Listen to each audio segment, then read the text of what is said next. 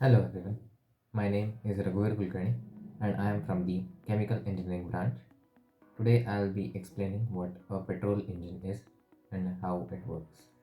So firstly, observe the four parts of a petrol engine. The first part is the cylinder, then the piston, then the rod and the crank. So there are two types of petrol engines. One is a two-stroke petrol engine and one is a four-stroke petrol engine. First, I will explain a four-stroke petrol engine. What is stroke? Stroke is the movement of the piston up or down. So if the piston moves down, it's one stroke. If it moves up, it's one stroke. There are four types of strokes. First is the intake stroke. Second is the compression stroke. Third is the combustion or the power stroke. And fourth is the exhaust stroke. So let us study the first stroke, that is the intake stroke.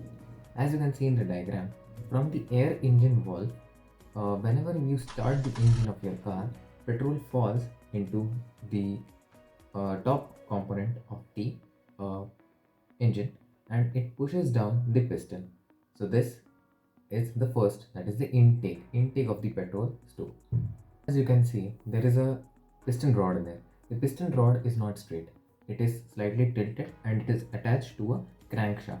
Now whenever the petrol falls into the component, it pushes down the piston rod.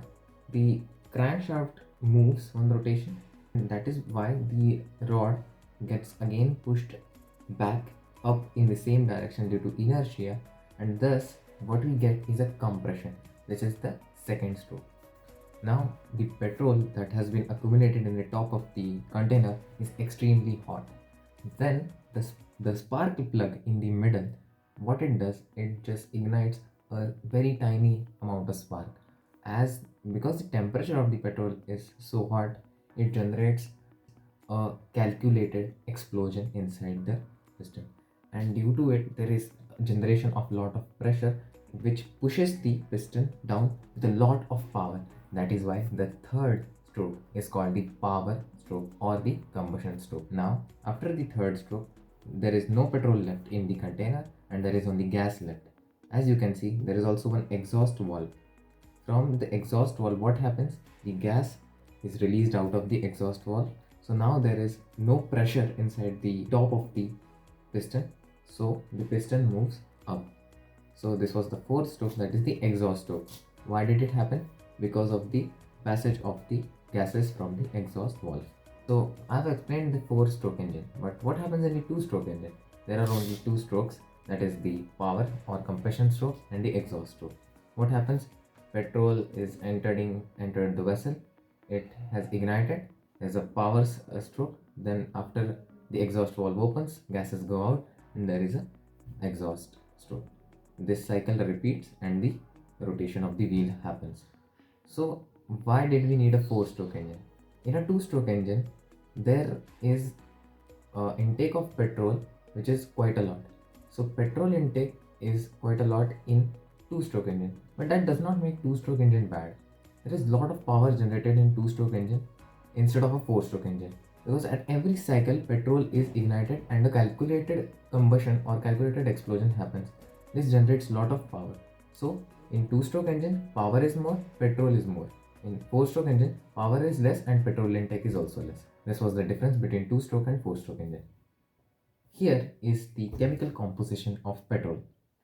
As you can see, carbon is 83 to 87%, hydrogen is 10 to 14%, nitrogen is 0.1 to 2%, oxygen is 0.05 to 1.5%, sulfur is 0.05%, and metals are less than 0.1%.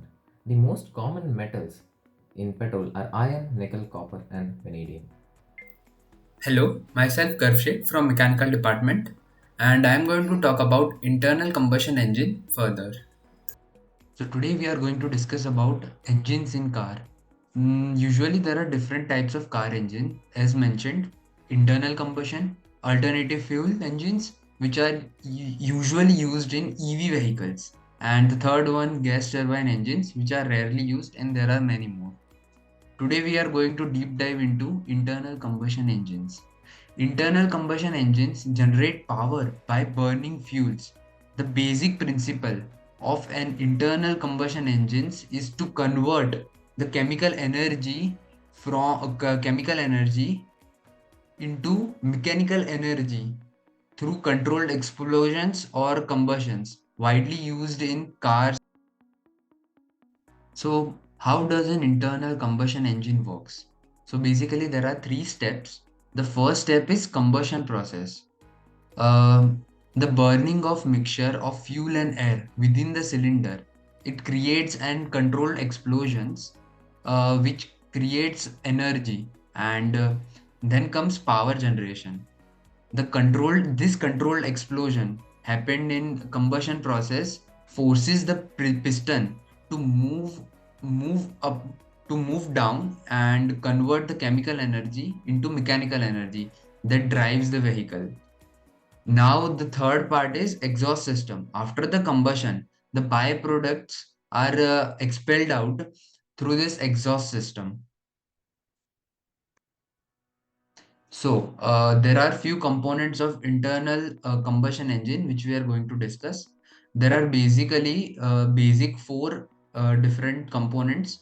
The first one is piston. This is a piston, as you can see. The piston moves up and down in the engine cylinder, converting the energy from the expanding gases into mechanical power. Then comes the crankshaft, which is this part, as you can see in the diagram. Uh, the piston is performing reciprocating motion, and the crankshaft converts this reciprocating motion into rotational motion that drives the vehicle. Now, as this is combustion chamber.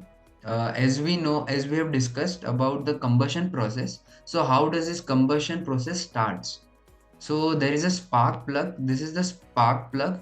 As you can see, the spark plug ignites the air fuel mixture in this combustion chamber, which initiate the power stroke and provides force to the piston to move up and down.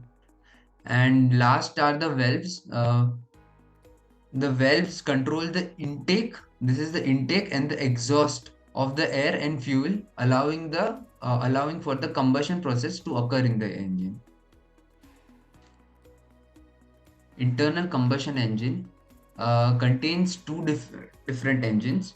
One is gasoline or petrol engine, in which petrol is used as a fuel, and the second one is diesel engine, in which diesel is used as a fuel.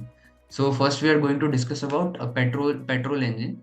The petrol engine works by using spark plug to ignite a mixture of fuel and air, as we have discussed above. That is the petrol engine, and the combustion forces pistons to move, powering the vehicle. Now the advantages and disadvantages of petrol engine. Petrol engines are generally lighter and quieter than diesel engines. They usually have low fuel efficiency than diesel engines, especially at high speeds, and they may produce CO2, which may be harmful for the environment. Now the second type of engine is diesel engine. It is a slight different from petrol engine, as it does not use spark plug. Instead of spark plug, the air is compressed and then the fuel is injected. Now, the due to the high temperature in the cylinder, the fuel ignites itself. So there is no need of spark plug in this. Other than this, all the process is same as discussed. Now the advantages and disadvantages of diesel engines. Diesel engines are more fuel efficient than petrol, and the disadvantages are uh, they produce more nitrogen oxides and particular matter, which are contributing in air pollution and causes acid rain and etc. Thank you. Hey Raghuveer, can you give me some brief idea about robotic session that held in IIT Jodhpur's Industrial Day 2024? Sure, Gar. So, the robotics session was held by Sangeet Kumar from Adverb Technologies, and he focused on warehouse automation. Adverb has introduced a career board for robotics applications designed to work with modules from Intel, Qualcomm, and more companies. The certified module enhances safety for mobile and legged robots. He discussed two challenges, the software and the hardware challenges for the robot technology. So, the software challenges were processing data quickly, sensors, edge cases, mapping, localization, and safe navigation. So, in process data, robots must take rapid decisions, posing challenges for processing large amounts of data in quite a short period of time. And for the sensors, he ensured that sensors should collect accurate data and should avoid the noise and dust is crucial. About the hardware challenges, he introduced motors that the supply chain constraints are there and the designing modular constraints are also there. For sensors, he focused on the costs and reliability of those sensors. And for the component selection, he imposed the challenge of choosing the best components in this rapid technological evolution. So, this was all about the robotics session. Can you tell me about the electric vehicle session that happened on the industrial day? Yeah, sure, Raghuveer. So the EV industry in India is very diverse. The different level of penetration is different in vehicle segments. Like two-wheeler has only 5% of penetration, three-wheelers have 50% of penetration, but drops to 10% if cycle rickshaws are excluded. Passenger vehicles only 2.3% of penetration. Buses 30 to 31% of buses are electrical. Challenges for the success of EV industry in India includes the right pricing. First is the right pricing. EVs are currently more expensive than traditional vehicle, making them less attractive.